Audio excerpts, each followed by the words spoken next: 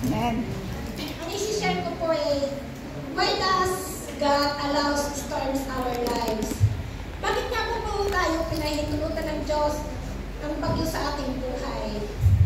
Pinahintulutan ng Diyos ang bagyo sa ating buhay upang dalisayin ang ating pagkatao, palakasin ang ating pananampalataya, at ihayag ang kanyang kapangyarihan sa presensya na sa huli ay naglalapit sa atin sa Kanya.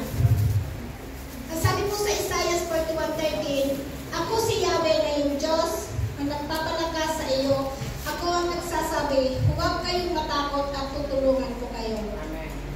Ito po, matagal na po ito, pero isi-share ko lang po. Yung na-experience po namin dito nung mga unang araw, taon po dito sa Spain. Parang kung hindi kami naalisan ng mga trials sa buhay. Sinusubok po siguro kami ng Panginoon kung gano'n kami katatag sa Kanya.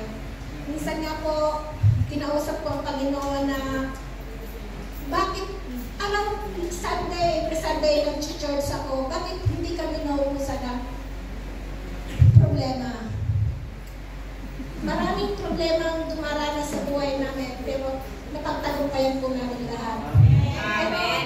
Ang iyan ko po yung sa aming mag-ina ni Jonathan. Dumating po kami dito ni Jonathan, maliit pa po siya, 3 years old. Bilang nanay, masakit po na palagi siyang iiwan. Iiwan ko siya, palagi po siyang naiyak. Uuwi kami, naiyak, iiwan ko siya, naiyak. Napakasakit po yun para sa amin. Ngayon po, at tapos, iniiwan ko siya, tapos po yung problema namin bilang mag-asawa, hindi po kami naubusan ng problema ng time na yun. Kinausap ko po ang Panginoon. Sabi ko, Lord, dahil sabi po naman ng Panginoon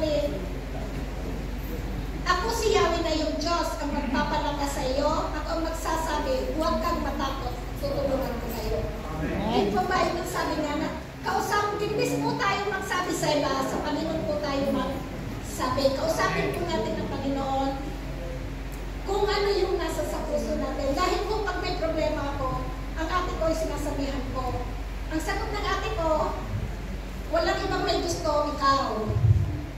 Ganun na po yung sasabihin niya sa akin. Kaya ang ginawa ko po noon, nagdasal ako at kinausap ko ang Panginoon. Sabi ko, Lord, ano po bang dapat kong gawin para ma-excite yung aming problema at para ma-alis din yung ano po sa puso ko dahil si Jonathan palagi kong iniiwan. Yung palagi ko siyang may sakit, palagi siyang naiyak pag iniiwan namin. Ang sabi ko sa Matthew 11:20, lumapit kayo sa akin, kayong lahat na nahihirapan at kapibigatan lupa sa iyong pasanin, kaya ibibigyan ko ng kapahinahan. Ayun po, ang sabi ng Panginoon, isinabi ko po sa Panginoon sa Kanya na gano'n, ibinuhos ko po sa Kanya yung mga problema namin at yung pasanin ko kay Jonathan. Ngayon po, noong time na yon, kinausap ko po yung amo ko kung pwede na si Jonathan mag-stay sa bahay. Kahit Saturday, Sunday lang para hindi siya mahirapan na masyado. Pero alam po ng Panginoon kung ano yung nasa puso natin. At ang sabi ng amo ko, bakit Sunday? Bakit Saturday, Sunday lang kahit everyday mo dalahin dito? Amen. Ganun po kabuti ng Panginoon. Amen. Tinutupad mo po. Wala na po kami masyadong bigat ng damdamin para sa bata. Yun na lang po problema namin. Alam niyo naman po na may anak si Alan dito. Pero pinasa Diyos ko po yan. Sabi ko sa Panginoon, Panginoon, alam mo po kung ano yung nararapat sa kanila dahil malalaki na sila. Kayo po ang bumili po sa kanila upang baguhin mo siya at sumunod sa iyo. Pero mahabang proseso ko sa awa ng Panginoon, binago na po sila. Amen. Ang sabi nga po sa Matthew 21:22, ano man hingin ninyo sa panalangin, tatanggapin ninyo kung mananalig kayo. Kaya po dapat natin gawin, mag-trust tayo sa Panginoon at may kasamang pananalig, tutugunin niya po ang ating mga pananalig.